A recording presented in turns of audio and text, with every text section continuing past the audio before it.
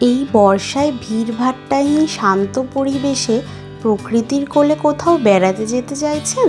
তাহলে এই ভিডিওর মাধ্যমে আজকে আপনাদের সাথে পরিচয় করাবো বাড়ির কাছের ছোট্ট এক টুকরো তিব্বতের সাথে, যেখানে যখন তখন দেখতে পাবেন মেঘেদের আনাগোনা, যেখানে পথ আটকে দাঁড়াবে কুয়াশায় ঢাকা প্রকৃতি, যেখানে বর্ষা হাতছানি দিয়ে ডাকবে মেঘে ঢাকা আকাশের নিচে, যেখানে আপনি থাকতে পারবেন মেঘেদের মাঝে সাজানো এক স্বপ্নের রিসর্টে, যেখানে অনুভব করবেন বৌদ্ধিস্ট মনেস্ট্রির শান্ত পরিবেশ, জল যেখানে প্রবাহিত হয় মাধ্যাকর্ষণের বিপরীত দিকে, যেখানে একান্তে বসে শুনতে পারবেন খরস্রোতা নদীর গভীর গর্জন, সাথে থাকবে সব রাজকীয় তিব্বতী খাবারের সমাহার।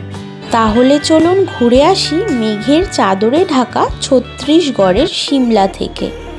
এর ঠিক আগের পর্বে আপনাদের কাছে তুলে ধরেছি আমাদের দেবরিগড় ভ্রমণের সম্পূর্ণ তথ্য।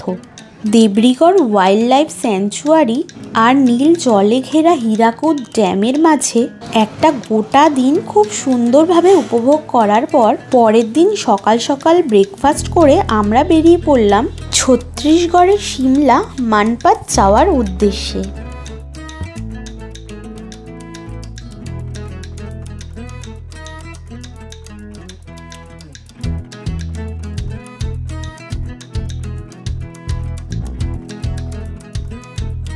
আজকে ২৭ তারিখ মানে ২৭শে জুন, আজকে রথযাত্রা।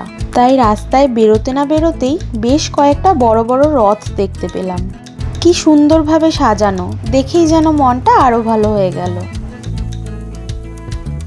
মানপাত যাওয়ার জন্য তো আমরা বেরিয়ে পড়লাম, তবে এখন সবার প্রথমে আমরা যাব ওড়িশার অন্যতম সুন্দর একটি ভিজিটিং স্পট কানহাকুন্ড। দেখুন, বলতে বলতে পৌঁছেও গেলাম। এই কানহাকুন্ড স্পটটি রয়েছে ওড়িশা ছত্তিশগড় বর্ডারের একদম সামনে, আইভি নদীর ধারে অবস্থিত। অসম্ভব সুন্দর এই জায়গাটা, পুরো জায়গাটাই পাথুরে, আর সেই বড় বড় পাথরের উপর দিয়ে প্রচণ্ড বেগে বয়ে চলেছে খরস্রোতা আইভি নদী। এখন বর্ষাকাল বলে নদীর জল ঘোলা, তবে বছরের অন্যান্য মাসগুলিতে এই নদীর জল কিন্তু থাকে কাচের মতো স্বচ্ছ পরিষ্কার। চলেছি ম্যানপাতের উদ্দেশ্যে। এই ম্যানপাতে যাওয়ার পথে আমরা কিছু কিছু দর্শনীয় স্থান ভ্রমণ করব। তার মধ্যে আমাদের আজকে প্রথম স্থান এই আইভি নদীর ধারে এই জায়গাটিকে বলা হয় কানহাকুন্ড। কানহাকুন্ডের এখানে আপনারা দেখতে পাচ্ছেন যে চারদিকে পাথরের মাঝখান দিয়ে নদী বয়ে চলেছে, প্রচণ্ড খরস্রোতা এই নদী, অথচ অসম্ভব সুন্দর এই জায়গা। আমরা এবার পরবর্তী আমাদের দর্শনীয় স্থানের দিকে এগিয়ে চলব। এই অসাধারণ সুন্দর দৃশ্য উপভোগ করার পর আমরা আবারও রওনা দেব মানপাতের উদ্দেশ্যে। তবে দুপুর হয়ে গেছে, খিদেও পাচ্ছে, তাই আমরা চলে এলাম এই রেস্টুরেন্টটিতে। ওড়িশা ছত্তিশগড় বর্ডার পেরোলেই রাস্তার ওপর ডান দিকে রয়েছে এই রেস্টুরেন্টটি। খুব একটা বড় নয়, ছোটোখাটো ছিমছাম একটি জায়গা, তবে খাবারের কোয়ালিটি কিন্তু বেশ ভালো।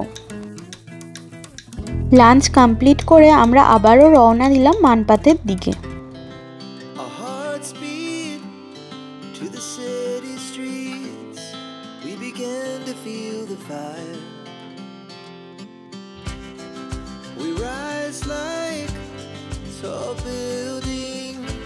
যতই আমরা আমাদের গন্তব্যের দিকে এগিয়ে যাচ্ছি, প্রকৃতি যেন তার লুকোনো সব রূপ মেলে ধরছে আমাদের সামনে।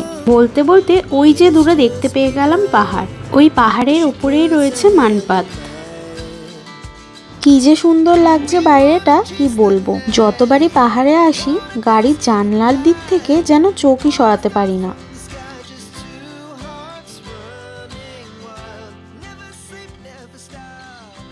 দেখতে দেখতে আমরা পৌঁছে গেলাম মানপাথের আমাদের প্রথম দর্শনীয় স্থান টাইগার পয়েন্টে। এই টাইগার পয়েন্ট হলো একটি ওয়াটারফল। কথিত আছে যে এই জায়গায় নাকি আগে বাঘ জল খেতে আসতো, তাই জন্য এই জায়গার নাম হয়েছে টাইগার পয়েন্ট। মানপাতের দর্শনীয় স্থানগুলির মধ্যে এই টাইগার পয়েন্ট ওয়াটারফলটি অন্যতম একটি ভিজিটিং স্পট। প্রায় ১৯৫ ফুট উঁচু থেকে জল আছড়ে পড়ছে মাটিতে। নিচে নামার জন্য পাশেই বাঁধানো সিঁড়ি বানানো রয়েছে। আপনারা চাইলে সিঁড়ি দিয়ে নিচে নেমে এই টাইগার পয়েন্ট ওয়াটারফলটির দৃশ্য উপভোগ করতে পারবেন। এখানে বেশ কয়েকটি দোকান রয়েছে, যেখানে চা, বিভিন্ন রকমের তেলে ভাজা যেমন চপ, সিঙ্গারা অনেক কিছুই বিক্রি হচ্ছে। পাশে ভুট্টাও বিক্রি হচ্ছে। আমরা যেখানে যাচ্ছি মানপাত, তাকে ছত্তিশগড়ে সিমলা বলা হয়। এই সিমলা বলার কারণটা এখন আমরা ধীরে ধীরে বেশ ভালোই বুঝতে পারছি। যতই গন্তব্যের দিকে এগিয়ে যাচ্ছি বেশ ঠান্ডা ঠান্ডা একটা ওয়েদার। দেখুন এই জায়গাটাতে কত হনুমান যেন আমাদের পথ আটকে দাঁড়িয়েছে।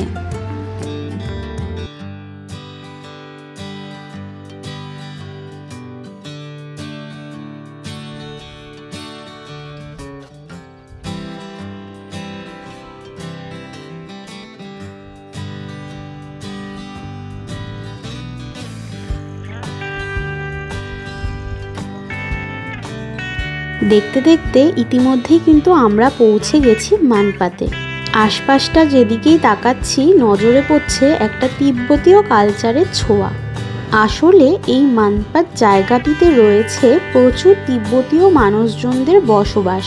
1959-এ যখন চায়না তিবেটকে আক্রমণ করে তখন কিছু তিব্বতীয় রিফিউজি চলে আসে ভারতবর্ষে।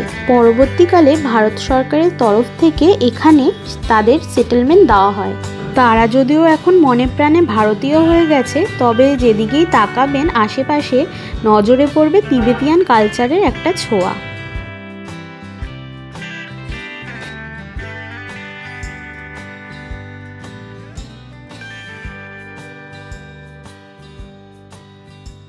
আমরা পৌঁছে গেছি আমাদের গন্তব্য মানপাতে। আর এই মানপাতে আমাদের আগামী দুদিনের আস্তানা হলো এই কার্মা এথনিক রিসর্ট। এই কার্মা এথনিক রিসর্টটি ছত্তিশগড় গভর্নমেন্টের নিজস্ব প্রপার্টি। এখানে আমাদের খরচ হয়েছে রুম প্রতি পার ডে 2200 টাকা করে। এই ভাড়ার মধ্যেই ব্রেকফাস্টটা ইনক্লুডেড আছে। এই রিসর্টটি পুরোটাই একটা তিব্বতীয় ট্রাইবাল থিমে তৈরি কটেজ বেস রিসর্ট। এক একটা কটেজের মধ্যে 2টো করে রুম রয়েছে। কটেজে ঢুকলেই প্রথমেই রয়েছে লম্বা একটি বারান্দা, সেখানে চেয়ারও পাতা রয়েছে বসার জন্য। বারান্দা পেরোলেই রয়েছে দুদিকে 2টো এসি রুম। রুমের মধ্যে রয়েছে একটি ডাবল বেড, বেডের দুদিকে 2টো সাইড টেবিল, একটা বড় সোফা, একটা ওয়ার্ড্রপ আর একটা চেয়ার টেবিল। আর এই দিকে রয়েছে একটা বড় ওয়াশরুম। ওয়াশরুমে গিজারেরও সুবিধা রয়েছে। আমরা ফ্রেশ হয়ে বাইরে এলাম রিসর্টটা একটু ঘুরে দেখার জন্য। একটু হাঁটাহাঁটি করে ডিনার সেরে শুয়ে পড়লাম।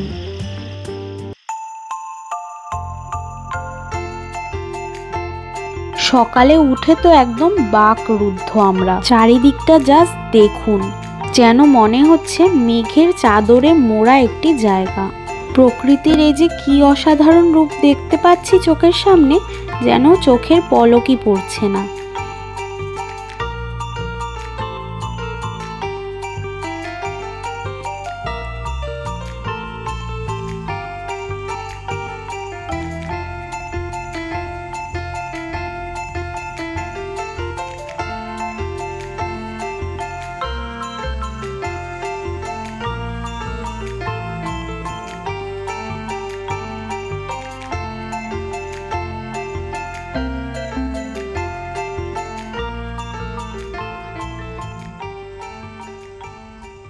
সকাল থেকেই বর্ষা রানী আমাদের দোরগোড়ায় এসে হাজির, যেন হাতছানি দিয়ে আমাদের বাইরে ডাকছে এই মেঘলা আকাশের নিচে।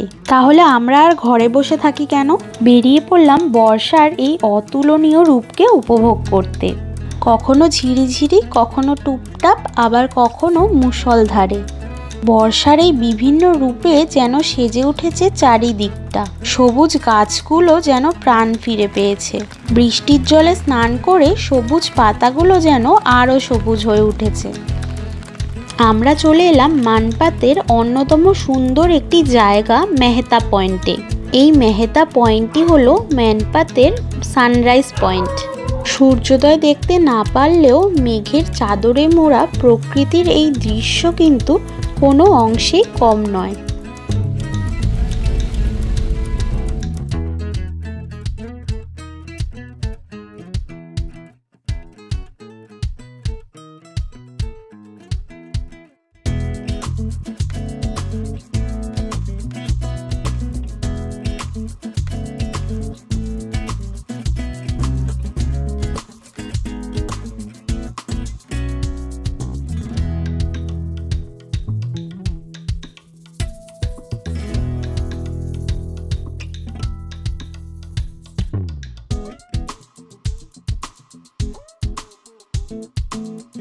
আমরা ফিরে এলাম আমাদের হোটেলে। ব্রেকফাস্ট করার জন্য এলাম হোটেলের ডাইনিং হলে। আর এখান থেকে বাইরের দৃশ্যটা কি অপূর্ব সুন্দর, যেন মনে হচ্ছে মাঠটা যেন আকাশের সাথে মিশে যাচ্ছে। একটু রেস্ট নিয়ে ছটপট করে রেডি হয়ে বৃষ্টি মাথায় নিয়েই আমরা বেরিয়ে পড়লাম আমাদের আজকের দিনটাকে উপভোগ করতে। আমরা চলে এলাম আজকের আমাদের প্রথম ভিজিটিং স্পট জলজলি।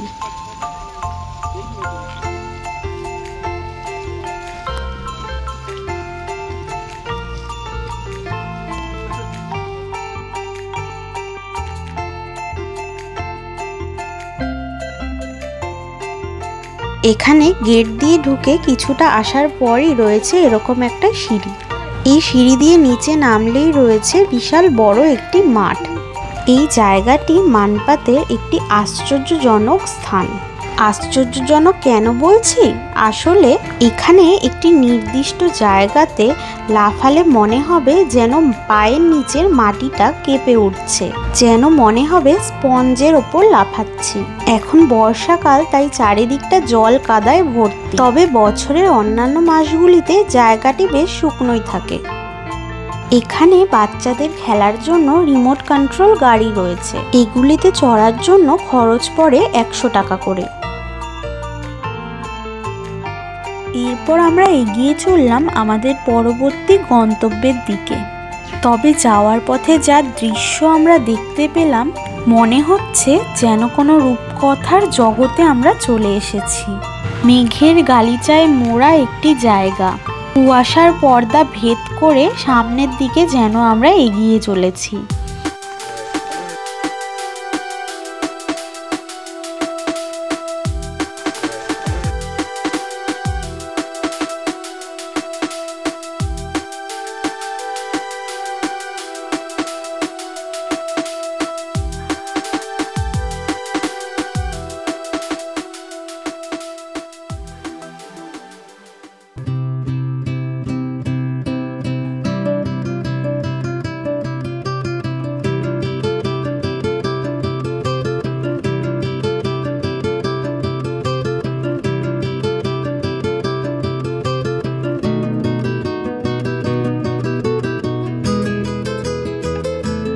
আমরা চলে এলাম আমাদের পরবর্তী গন্তব্য ফিশ পয়েন্ট ওয়াটারফল দর্শনের জন্য। যেমনটা দেখতে পাচ্ছেন, বেশ অনেকগুলো সিঁড়ি পেরিয়ে নিচের দিকে নেমে গেলে রয়েছে ওয়াটারফলটি। চারিদিকে সবুজ পাহাড়ে ঘেরা একটি জায়গা, আর তার মাঝখান থেকে বয়ে চলেছে এই ফিশ পয়েন্ট ওয়াটারফলটি। এখন বর্ষাকাল, তাই সমস্ত ঝর্ণাগুলিতেই জলের প্রচণ্ড স্রোত। এখানে আশেপাশে একটু চোখ ঘোরালেই দেখা যাবে এখানে একটি নয় বরং 3টি ঝর্ণা প্রবাহিত হচ্ছে। আমার ডান দিকে ছোট একটি, আর সেই ঝর্ণার জলই বয়ে চলেছে বড় একটি ঝর্ণার আকারে। আর ওই দিকে বাঁ দিকে রয়েছে দূরে একটি ছোট ঝর্ণা। এখন বাজে ঘড়িতে দুপুর 2টো। লাঞ্চের সময় হয়েই এলো। আমরা রয়েছি এখন মিনি তিব্বতে, অথচ তিব্বতি খাবার খাবো না সেটা কিন্তু হতেই পারে না। সেই উদ্দেশ্যে আমরা এগিয়ে চললাম আমাদের পরবর্তী গন্তব্যের দিকে।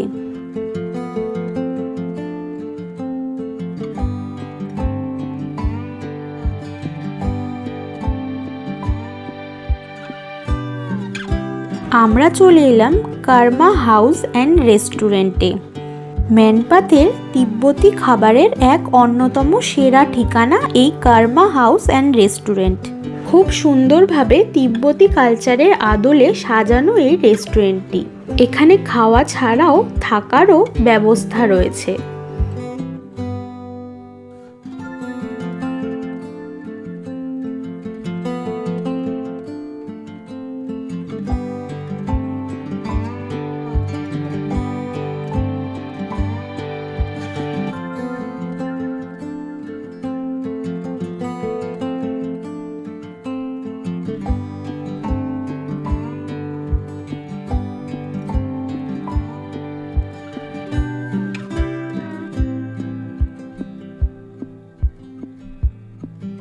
আমরা এখানে অর্ডার দিয়েছিলাম চিকেন বালেব, চিকেন থুপ্পা আর চিকেন মোমো। এই সবগুলি ফেমাস তিব্বতীয় খাবার, আর খাবারের কোয়ালিটিও খুবই ভালো।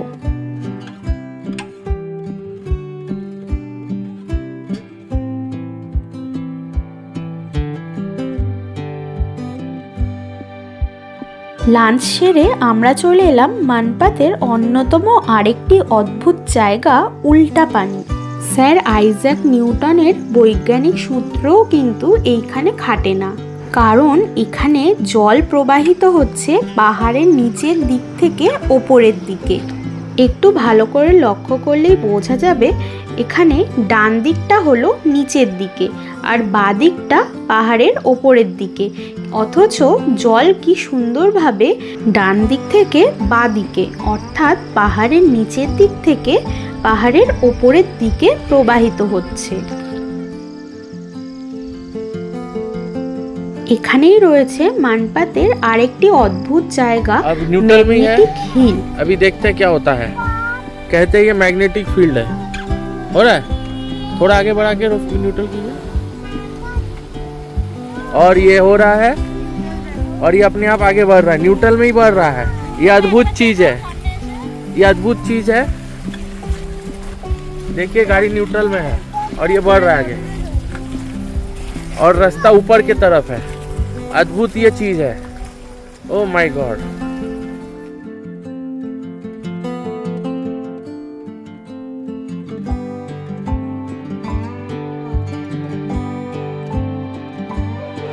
এরপর আমরা চলে এলাম মানপাতের ওল্ড মনেস্ট্রিতে। দলমা টিবেট রিসর্টের একদম কাছেই ক্যাম্প নাম্বার 1-এ অবস্থিত এই ওল্ড মনেস্ট্রিটি। তিব্বতীয় রিফিউজিরা এখানে চলে আসার পর থেকে অর্থাৎ 1960 দশকের পর থেকে এখানে বেশ কয়েকটি মনেস্ট্রি বা বৌদ্ধ মন্দির তৈরি হয়েছে। সেগুলির মধ্যেই এটি সবথেকে পুরনো, তাই এটিকে ওল্ড মনেস্ট্রি বলা হয়। এই মনেস্ট্রির সামনে লাগানো রয়েছে বেশ কয়েকটি বৌদ্ধিস্ট প্রেয়ার হুইলস।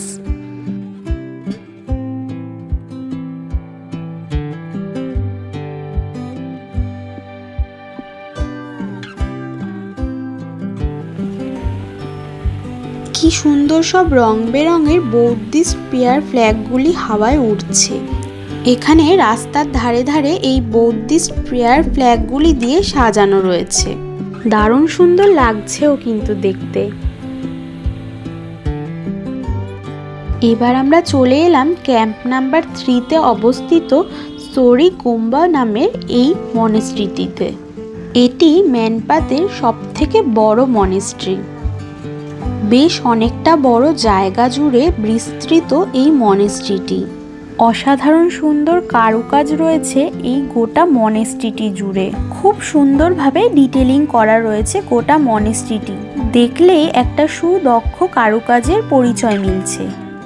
এরপর আমরা আবারও চলে আসি কার্মা হাউস অ্যান্ড রেস্টুরেন্টে। এখানে স্পেশাল আইটেম লেমন হানি জিঞ্জার টি ট্রাই করার জন্য। এরপর আমরা ফিরে এলাম আমাদের হোটেলে।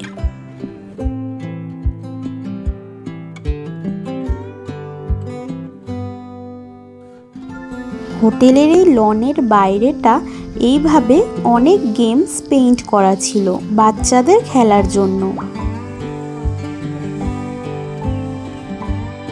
খুব সুন্দরভাবে কাটলো গোটা দুটো দিন।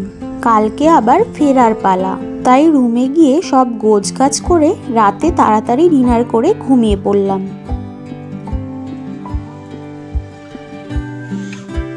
সকাল সকাল পাখির ডাকে ঘুম ভেঙে গেল। ভোরের এই মানপাতকে অসাধারণ সুন্দর লাগছিল দেখতে, যেন মনে হচ্ছে মেঘের চাদরে ঢাকা একটি জায়গা। তাই ইচ্ছে হলো হোটেলের বাইরেটা একটু হেঁটে আসি। বৃষ্টির মধ্যেই ছাতা নিয়ে বেরিয়ে পড়লাম হোটেলের বাইরেটা একটু হেঁটে আসার জন্য।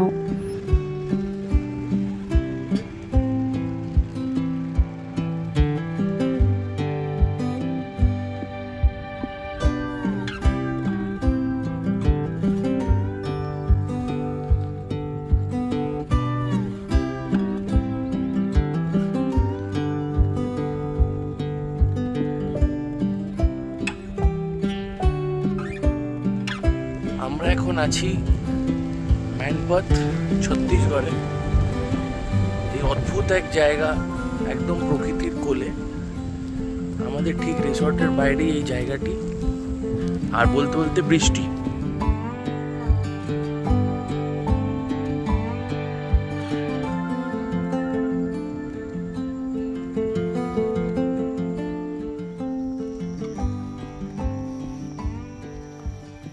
ব্রেকফাস্ট সেরে হোটেল থেকে চেক আউট করে আমরা বেরিয়ে পড়লাম ঝারসুগুড়া যাওয়ার জন্য। ঝারসুগুড়া জাংশন থেকেই রাতের ট্রেনে আমাদের বাড়ি ফেরা। যদিও মনটা একটু খারাপ লাগছে, তাও কিছু করার নেই, ফিরে তো যেতেই হবে, তাই না? ঝারসুগুড়া যাওয়ার পথেই আমরা চলে এলাম আজকের আমাদের প্রথম ভিজিটিং স্পট রাজপুরী ওয়াটারফল দর্শনের জন্য। এটি ছত্তিশগড়ের অম্বিকাপুর এবং যশপুর শহরের মাঝামাঝি অবস্থিত।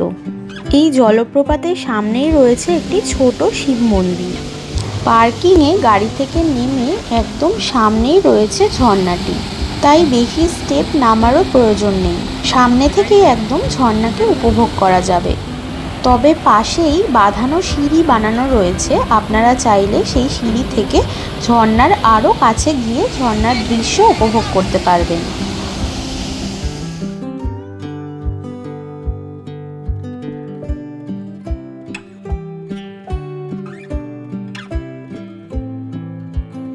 রাস্তার ধারের এই অসাধারণ সুন্দর পাথুরে পাহাড়কে সাক্ষী রেখে আমরা এগিয়ে চললাম আমাদের পরবর্তী গন্তব্যের দিকে। পথেই দেখতে পেলাম একটি ফুচকার দোকান, আর ফুচকা মানেই তো বাঙালিদের একটি দুর্বল জায়গা, তাই না খেলে কি চলে? ভাবলাম ছত্তিশগড়ের ফুচকাটাও একটু টেস্ট করে দেখা যাক। স্বাদে কলকাতার মতো না হলেও টেস্ট কিন্তু বেশ ভালোই ছিল।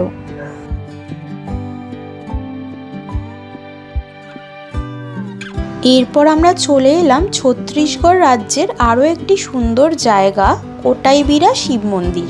বেশ বড় একটি শিব মন্দির। এখানে মহাদেব এবং মা পার্বতী একই সাথে বিরাজ করছেন। লোকমুখে প্রচলিত যে এই শিব মন্দিরটি নাকি খুবই জাগ্রত একটি মন্দির।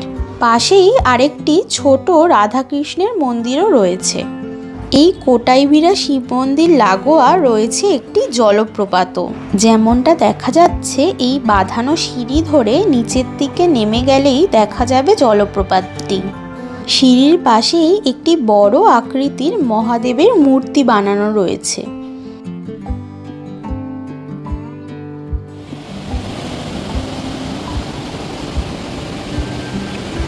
বর্ষাকাল বলে প্রচণ্ড খরস্রোতা এই নদী এখন প্রচণ্ড বেগে জলরাশি বয়ে চলেছে ঝর্ণার আকারে। এই দৃশ্যকে শুধু তো সুন্দর বলা যাবেই না, বলতে হবে ভয়ঙ্কর রকম সুন্দর এই অভিজ্ঞতা।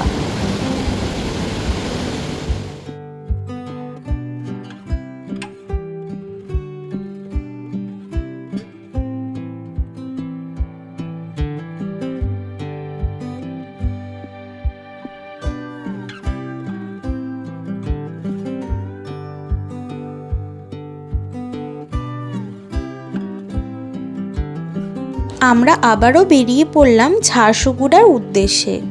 আর দেখতে দেখতে পেরিয়ে গেলাম ছত্তিশগড় ওড়িশা বর্ডার পেরিয়ে আমরা এখন ওড়িশাতে। আমরা এখন চলে এসেছি ঝারসুগুড়া অঞ্চলের খুবই বিখ্যাত একটি মন্দির, যার নাম হলো পাহাড়েশ্বর মন্দির। এই অঞ্চলের সবথেকে উঁচু স্থানে অবস্থিত এই মন্দিরটি, তাই এর নাম পাহাড়ি মন্দির। বাবা মহাদেব এবং বজরংবলী এখানে বিরাজ করছেন। এরপর আমরা চলে এলাম ঝারসুগুড়া অঞ্চলের কালী মন্দিরে। এই মন্দিরটি একেবারেই দক্ষিণেশ্বর মন্দিরের আদলে তৈরি একটি মন্দির। কালী ঠাকুরের পাশাপাশি এখানে রামকৃষ্ণদেব, মা শারদা এবং স্বামী বিবেকানন্দেরও মূর্তি রয়েছে। এই মন্দির প্রাঙ্গণেই রয়েছে একটি শিব মন্দিরও।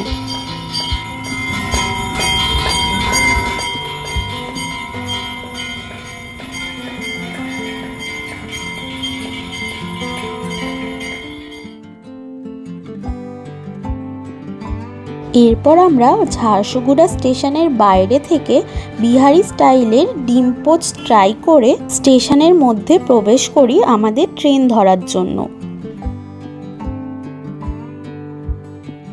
ইতিমধ্যেই আমাদের ট্রেন 18006 জগদলপুর হাওড়া সম্বলেশ্বরী এক্সপ্রেস পৌঁছে গেছে প্ল্যাটফর্মে। আর আমরাও ব্যাগপত্র নিয়ে উঠে পড়ি ট্রেনে। আমাদের টিকিট আছে এসি ফার্স্ট ক্লাসে। ট্রেনের ভাড়া সংক্রান্ত ডিটেলস আমি স্ক্রিনেই মেনশন করে দিচ্ছি, এছাড়াও আপনারা ডেসক্রিপশন বক্সে পেয়ে যাবেন। ঘড়িতে বেজে গেছে রাত 8টা আর আমাদের ট্রেন ছেড়ে দিল ঝারসুগুড়া জাংশন থেকে। পরের দিন সকাল 7:30টায় আমরা পৌঁছে যাব হাওড়া স্টেশনে। আর এর সাথেই শেষ হলো আমাদের দেবরিগড় ম্যানপাথ মনসুন ট্রিপটি। আশা করি আপনাদের ভিডিওটি ভালো লাগবে। আবারও দেখা হবে পরের ভিডিওতে, সাথে থাকবেন।